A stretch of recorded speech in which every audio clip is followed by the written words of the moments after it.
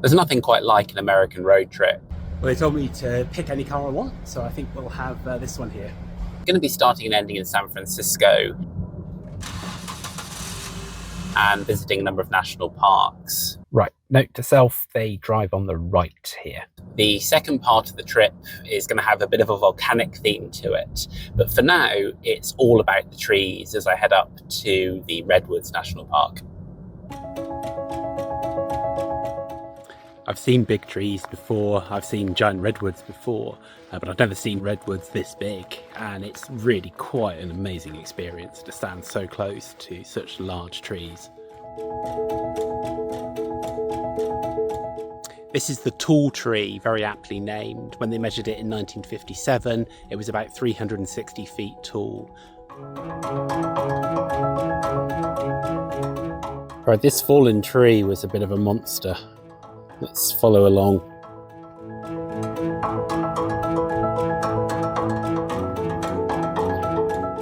Wow, and look at the size of that root.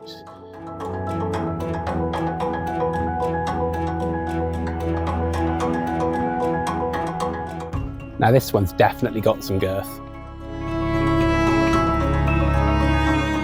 But if you want that real national park experience, of course, you have to stay in a tent. So let's get this tent set up.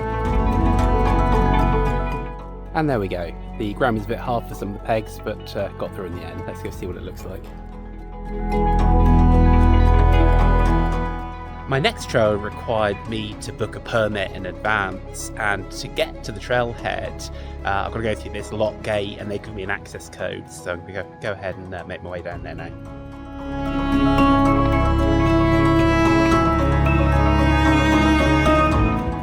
Back home, if a tree falls over a path, usually you can just step over it, but with these massive trees, that doesn't really work. So what you could do is you could build a tunnel through it.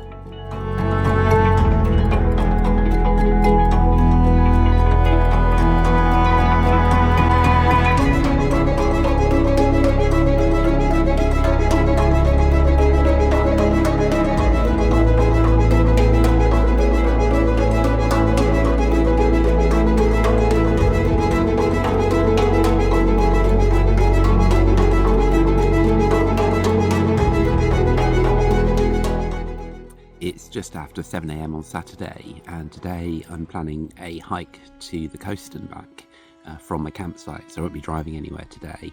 The downside of this is there's no coffee available anywhere here in the camp, so coffee today, unfortunately, is cold and out of a can. These are coastal redwoods. Their cousins, the giant redwoods or giant sequoias, are the largest trees in the world by volume. However, these coastal trees are the tallest, growing up to 380 feet or 116 metres.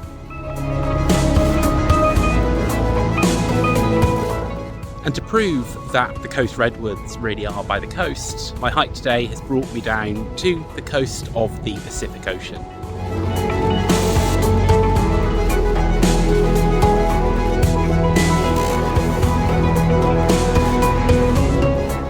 Just on the meadow here by the beach, there's a large bull elk, probably about 50 metres away from me.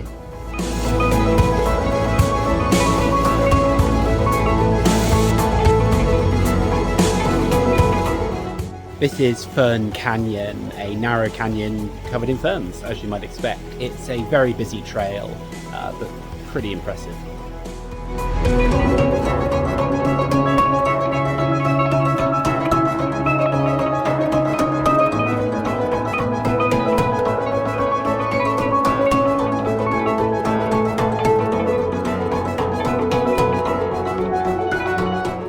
Having seen enough big trees to last me for a while, I've crossed into Oregon on my way to Crater Lake and stopped here at the Oregon Caves National Monument to see some formations, some of which date back 370,000 years.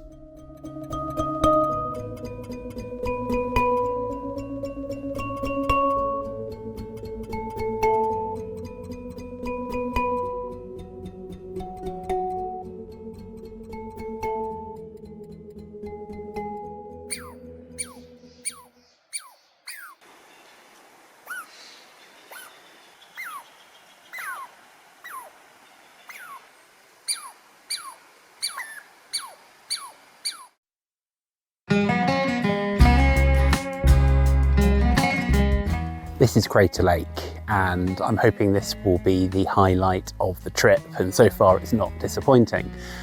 I said there'd be a volcanic theme to the second part of this trip, so what's a lake got to do with volcanoes? Well, partly the clue's in the name.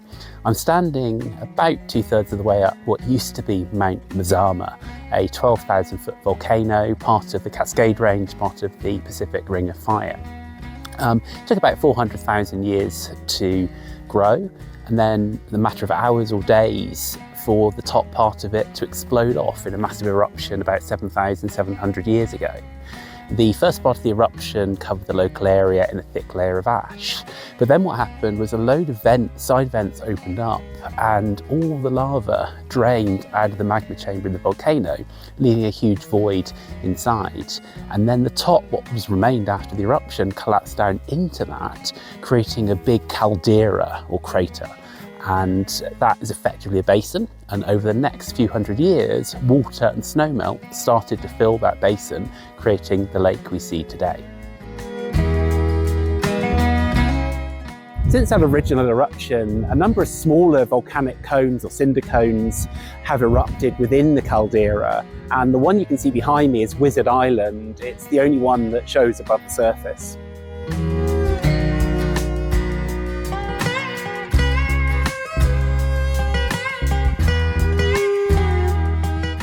The lake's about 6 miles wide at its widest point and nearly 2,000 feet deep. This makes it the deepest lake in the United States, and I believe the deepest volcanically formed lake in the world.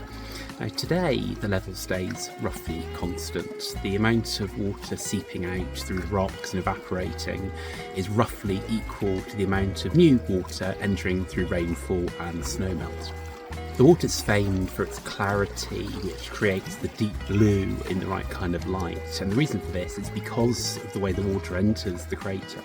It doesn't come through streams and rivers, so there's very little sediment picked up by the water, so it's extremely pure.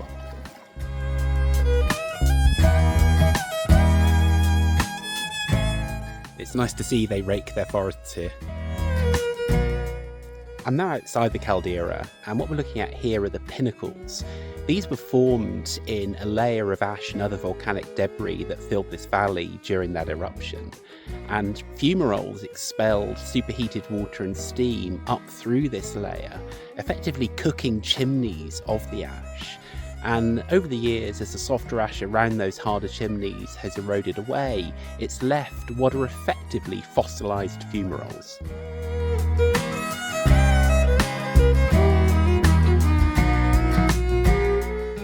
Crater Lake's really looking its best today with the sun shining. Today's my last full day, and my next stop is Lava Beds National Monument.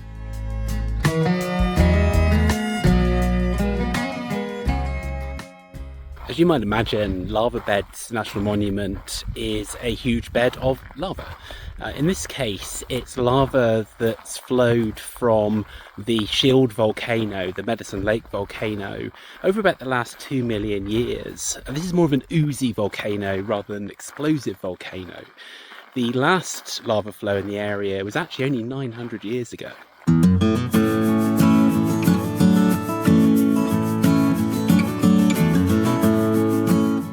I'm walking through a lava tube that was formed as the flowing lava started to solidify, yet lava was still flowing beneath the surface. Eventually these veins of lava drained, leaving the kind of caves we see today.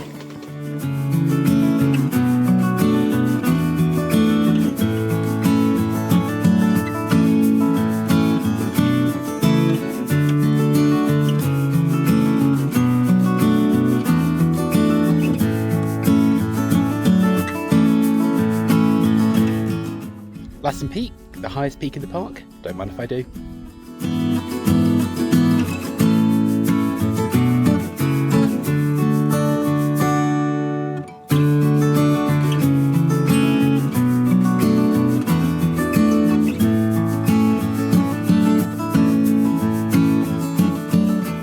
Well, I made it to the summit, and as you might be able to tell from the background noise, it's quite a busy place. Now, the crater behind me is just over 100 years old. It dates from an eruption in 1914, 1915, which means my journey has taken me from a 7,700-year-old eruption at Crater Lake to a 900-year-old lava flow at lava beds to this nearly 110 years old. So this is very recent in geologic terms. The butterflies are California tortoiseshells, and the reason they're all flying in the same direction is that they're migrating to find food. They arise in such numbers that they've exhausted their food supply of the nectar of tobacco brush and manzanita that they need to go find more. It's 8 AM and I'm off to see some hot water. Wow.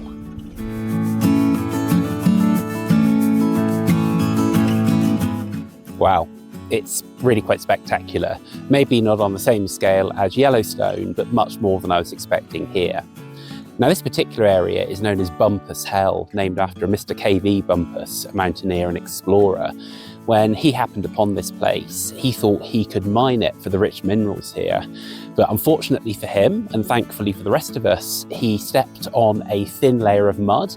His foot went through into superheated water of 115 degrees Celsius, giving him serious injuries. So he wasn't able to proceed with that. So now we have it as a national park. The reason that these hydrothermal features exist here is because there's a pool of magma about 3 miles deep, the same pool of magma that led to the Mount Lassen eruption. And this is heating water that's fallen as snow and as rain that's seeped down and is coming up through fissures to erupt here at the surface. Now, at its hottest, that water is 240 degrees Celsius. Not quite as much here at the surface, but still, there's no way I'm touching any of it. There are quite a few volcanic features in the park. Not this is wildfire damage. So in the interest of time, here's a montage.